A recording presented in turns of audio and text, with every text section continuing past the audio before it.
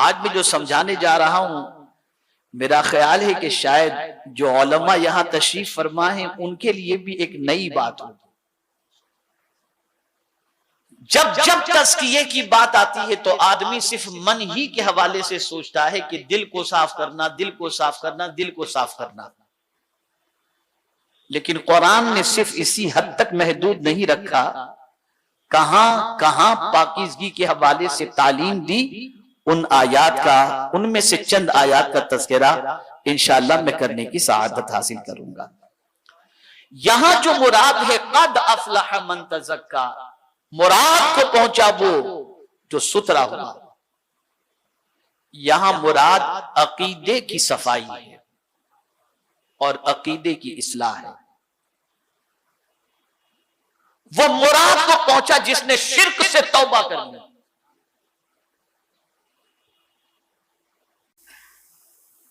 जिसके दिल में तौहीद रच बस गई और दिल से शिर्क का सफाया जिसने कर दिया, कुरान कहता है वो कामयाब हो गया। मेरे प्यारे आका सल्लल्लाहु अलैहि वसल्लम के प्यारे दीवानों, शिर्क कितना बड़ा गुनाह है उसको कुरान ने कहा, इन्न शिर्क लज़ुल्मुन अज़ीम। और एक मकाम पर मेरे करीम ने फरमाया, इन्नल्लाह ला यग़फ़िरु अन युश्रक बिही व यग़फ़िरु मा दून ज़ालिका लिमन यशा। बेशक अल्लाह शिर्क को माफ नहीं करता, उसके अलावा जिन गुनाहों को वो चाहे माफ फरमा दे। शिर्क इतना को, और शिर्क अगर किसी की जिंदगी में है तो देखिए पाकीज़गी की बात आई ना, तो पाकीज़गी किसकी होती है? जगह अगर नापाक है तो आप साफ करेंगे तो कहेंगे ये पाक हो गई। तो पहले नापाकी थी, उसके बाद आपने इसको साफ किया तो ये क्या हो गई? पाक हो गई। तो कुरान ने शिर्क को कहा इन्नमल मुशरिकून नजिस, ये नापाकी है। तो मुराद को पहुंचा वो बंदा जिसने अपने दिल को सुथरा किया शिर्क की आलूदगी से, और शिर्क से जिसने तौबा कर ली, शिर्क से जिसने रिश्ता तोड़ दिया, वो मुराद को पहुंचा, वो कामयाब हो गया। मेरे प्यारे आका सल्लल्लाहु ताला अलैहि वसल्लम के प्यारे दीवानों, बड़ी प्यारी बात एक बुजुर्ग ने फरमाई है आगे की बात के हवाले से कि क़द अफ़लह मन तज़क्का व ज़करा अस्म रब्बिही फसल्ला। मेरे प्यारे आका सल्लल्लाहु ताला अलैहि वसल्लम के प्यारे दीवानों, बेशक मुराद को पहुंचा जो सुथरा हुआ और अपने रब का नाम लेकर नमाज पढ़ी, यानी अपने रब का नाम भी लिया और नमाज भी पढ़ी। यहां ये बात आप अच्छी तरह से ज़हन में रखें, यहां मुराद नमाज भी है और दुआ भी है। फसल्ला से मुराद दुआ भी है। अब दुआ के हवाले से एक नुस्खा आपको अता कर दूं। हजरत फुज़ाला रज़ी अल्लाह ताला अन्हु फरमाते हैं कि आकाए करीम सल्लल्लाहु ताला अलैहि वसल्लम मस्जिद नबवी शरीफ में तशरीफ लाए तो एक बंदा नमाज से फारिग होकर दुआ कर रहा था। तवज्जो चाहूंगा, आप भी दुआ करते हैं, हम भी दुआ करते हैं, लेकिन हुजूर सल्लल्लाहु अलैहि वसल्लम का फरमान याद रखिए। सरकार सल्लल्लाहु अलैहि वसल्लम ने देखा कि नमाज के बाद वो बंदा दुआ के लिए हाथ उठाया और सीधा दुआ मांगना शुरू कर दिया, अल्लाहुम्मा अग़फ़िरली, अल्लाहुम्मा रहमनी, ए अल्लाह मेरी मग़फ़िरत फरमा, मुझ पर रहम फरमा। तो सरकार सल्लल्लाहु अलैहि वसल्लम ने ताज्जुब का इजहार फरमाया। आकाए करीम सल्लल्लाहु ताला अलैहि वसल्लम ने इरशाद फरमाया, ताज्जुब है, पहले तू अल्लाह की हम्द करता, मुझ पर दुरूद पढ़ता, फिर अल्लाह से कुछ मांगता तो अल्लाह तेरी दुआ को कबूल कर लेता। यहां से ये बात समझ में आई कि दुआ के लिए जब हाथ उठाएं तो डायरेक्ट मांगना शुरू ना करें, बल्कि आप देखते होंगे कि हम लोग भी दुआ के अंदर यही तो पढ़ते हैं, अल्हम्दुलिल्लाहि रब्बिल आलमीन वस्सलातु वस्सलामु अला सय्यिदिल अंबिया वल मुरसलीन व अला आलिहि व असहाबिहि तय्यिबीन अत्ताहिरीन। और उसके बाद दुआ मांगते हैं। अब अगर कोई इस तरह से दुआ मांगे तो आइए हजरत अब्दुल्लाह इब्न मसऊद रदियल्लाहु ताला अन्हु की रिवायत सुने। हजरत अब्दुल्लाह इब्न मसऊद रदियल्लाहु ताला अन्हु फरमाते हैं, मैं मस्जिद नबवी शरीफ में मौजूद था और नमाज से फरागत के बाद मैंने अल्लाह की बारगाह में दुआ के लिए हाथ उठाकर अर्ज किया, अल्हम्दुलिल्लाहि रब्बिल आलमीन वस्सलातु वस्सलामु अला सय्यिदिल अंबिया वल मुरसलीन। पहले अल्लाह की हम्द मैंने बयान की, फिर उसके बाद रसूल आजम सल्लल्लाहु अलैहि वसल्लम पर मैंने दुरूद पढ़ा। तो मेरे आका सल्लल्लाहु अलैहि वसल्लम ने मुझसे फरमाया, सल तो अता, सल तो अता, मांग तुझे दिया जाएगा, मांग तुझे दिया जाएगा। ये आदाब दुआ में से है। पहले अल्लाह की तारीफ करो, फिर अल्लाह के रसूल सल्लल्लाहु अलैहि वसल्लम पर दुरूद पढ़ो और फिर उसके बाद अपने सवाल को अल्लाह की बारगाह के अंदर पेश करो तो अल्लाह ताला हम्द और सलाम के सदके में दुआओं को कबूल फरमा लेता है। अब आइए समझते हैं, हजरत याकूब चरखी रहमतुल्लाह ताला अलैह बड़े अजीम बुजुर्ग गुजरे हैं।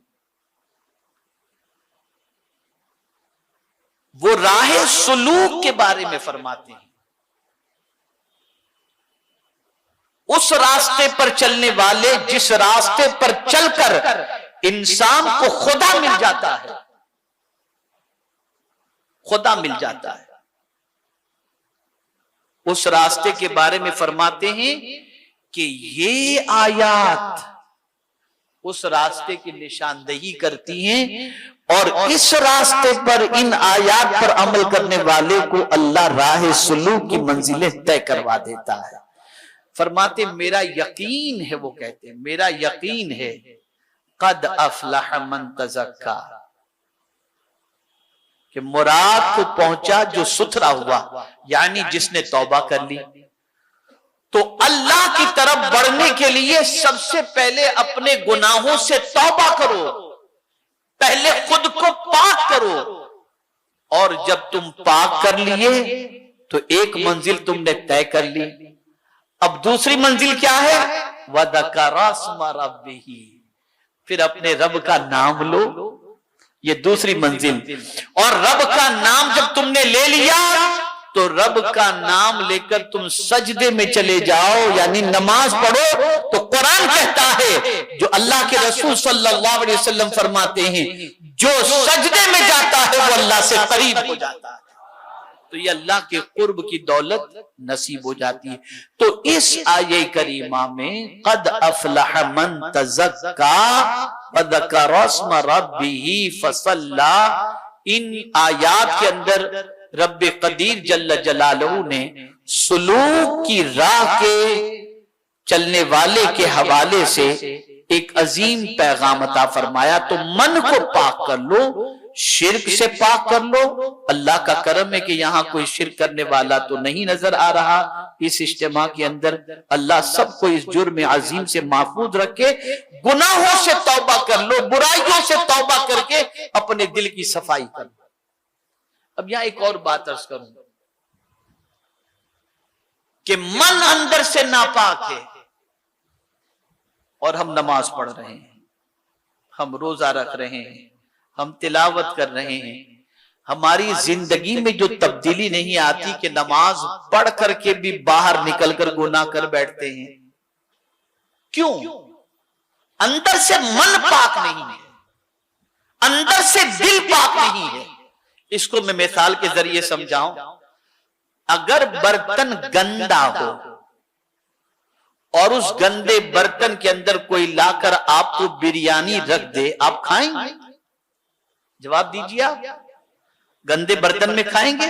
नहीं खाएंगे। और खाएंगे तो आपकी तबीयत, बर्तन के खराब होने की वजह से आपकी तबीयत खराब हो जाएगी।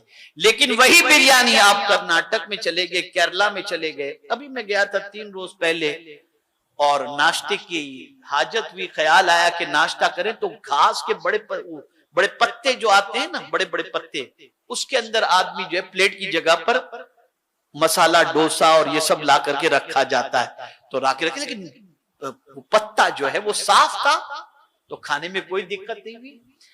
तो अगर बर्तन साफ है तो खाना चाहे हल्का ही क्यों ना हो आदमी शौक से खा लेगा, और अगर बर्तन गंदा हो तो बिरयानी खा करके भी तबीयत उसकी खराब हो जाएगी। ए रसूल आजम सल्लल्लाहु अलैहि वसल्लम के दीवानों, नमाज पढ़कर, कुरान पढ़कर अगर हमारी जिंदगी में तब्दीली पैदा नहीं हो रही तो हमारा बर्तन खराब है कि अंदर गंदगी भरी है।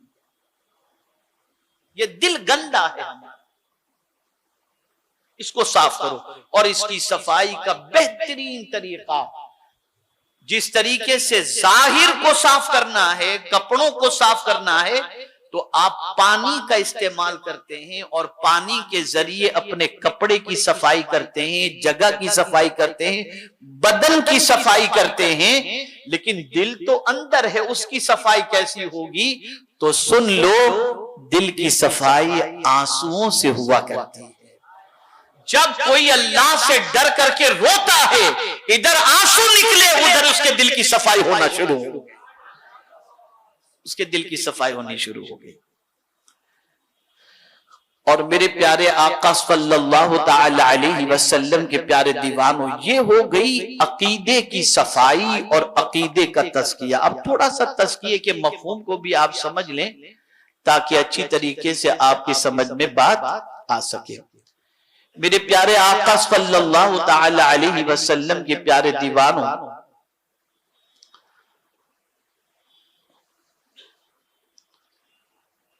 रसूल आजम सल्लल्लाहु ताला अलैहि वसल्लम की बासत के हवाले से हजरत इब्राहिम अलैहिस्सलातु व तस्लीम ने जो दुआ की, तो कैसे रसूल की आमद की दुआ की?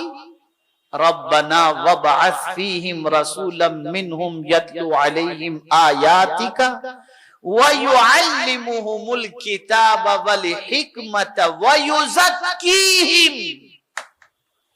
युज़क्कीहिम।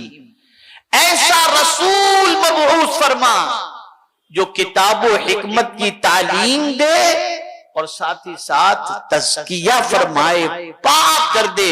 तो मुस्तफा जाने रहमत सल्लल्लाहु अलैहि वसल्लम की जात वो अजीम जात है कि जो मदीने में रहकर मदीने से दूर वालों के दिल की भी सफाई कर दिया करती। इसीलिए आला हज़रत कहते हैं, चमक तुझसे पाते हैं सब पाने वाले, मेरा दिल भी चमका दे चमकाने वाले, दिल भी चमका दे, दिल भी चमका दे। मेरे प्यारे आका सल्लल्लाहु ताला अलैहि वसल्लम के प्यारे दीवानों, तो रसूल आजम सल्लल्लाहु अलैहि वसल्लम के कुर्ब की दौलत जिसे नसीब होती है, उसके दिल का मैल कुचैल खुद ब खुद साफ हो जाता है। और मैं एक वजीफा आपको बता दूं, पैगंबर रहमत सल्लल्लाहु अलैहि वसल्लम से अगर करीब होना है तो क्या करें? तो रसूल आजम सल्लल्लाहु अलैहि वसल्लम ने इरशाद फरमाया, क़यामत के दिन मुझसे सबसे ज्यादा करीब वो होगा जो सबसे ज्यादा मुझ पर दुरूद पढ़ता होगा। तो उठते बैठते मुस्तफा जाने रहमत सल्लल्लाहु अलैहि वसल्लम पर दुरूद व सलाम का नजराना पेश करते रहें।